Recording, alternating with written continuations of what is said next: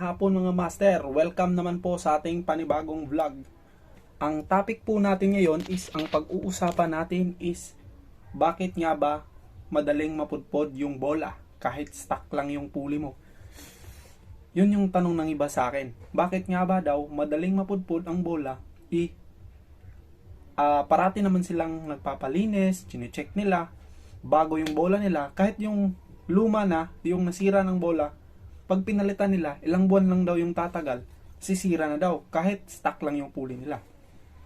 I-explain ko po sa inyo. Ito po kasi yan. Kaya po madaling mapudpod yung bola nyo, kasi i-check nyo po to. Itong slider piece, yan po. Bakit nga ba ito ang isa sa mga dahilan kung bakit napupudpod yung bola nyo? Ganito po kasi yan. Dapat po kasi, pag yung slider piece nyo is goods pa, taas baba lang po yung play niya kapag tinutulak ng bola yung backplate nyo. Kasi po, kapag maluwag na yan, pag tulak ng bola sa backplate, gumagalaw yan, side play, may side play yan. Kapag may side play yan, yung bola, sumaside play rin. Kaya mas stress yung galaw ng bola nyo, kaya madali siyang napupudpod.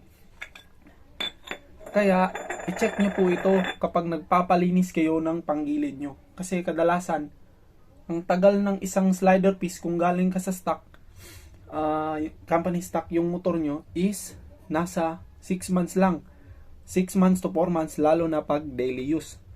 Pangalawang rason po is yung backplate nyo. Kadalasan sa mga motor natin, i-check nyo yung backplate nyo na dito, lalo na sa naka-Honda Click. Isa yan sa rason kung bakit napupudpod yung bola nyo, maliban sa slide piece na madaling palitan, yung dulo ng backplate nyo. Kasi masyadong matalas. Kasi ganito yan.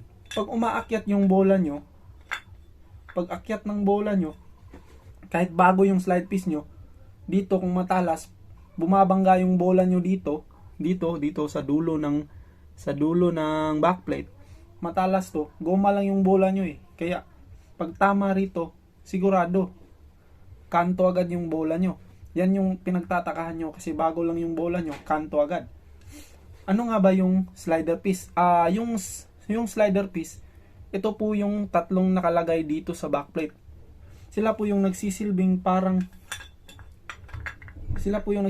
parang pader dito nakalagay sa gitna. Yan po. At magkaiba nga po pala yung slider piece ng racing pulley at ng stock pulley. Ito po yung drive base ng stock pulley. Ito po. Tingnan niyo po mabuti. Maliit lang po siya. At ito naman po sa big pulley. Sana po makita niyo po kung anong diferensya niya. Yan. Kita niyo naman po, di ba?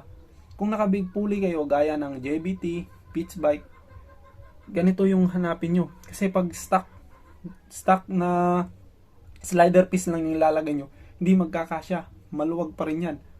At pangatlong rason kung bakit madaling mapudpod yung bola nyo is yung combination. Gaya ng 9, 10, 11, 12, o ano pang combi na ginagawa nyo. Kasi po, yung mabigat na bola, yan yung unang umaakyat at tinutulak yung backplate. Kapag yung mabigat na bola ang tumutulak sa backplate, siya yung nasistress. Hindi po totoo yung nauuna yung magaang bola na umaakyat kaysa sa mabigat. Kasi yung backplate ng scooter natin is nagtitake po siya ng force. Kung mas mabigat na bola, mas matutulak niya po to. Kung magaan na bola, hindi niya po agad matutulak. Kaya yung mabigat na bola lang yung unang napupudpod. At yan lang po yung explain ko sa inyo. Kaya parati nyo pong i-check yung panggilid nyo. God bless po sa inyo lahat. Kung bago ka pa sa channel ko, please like, share, and subscribe.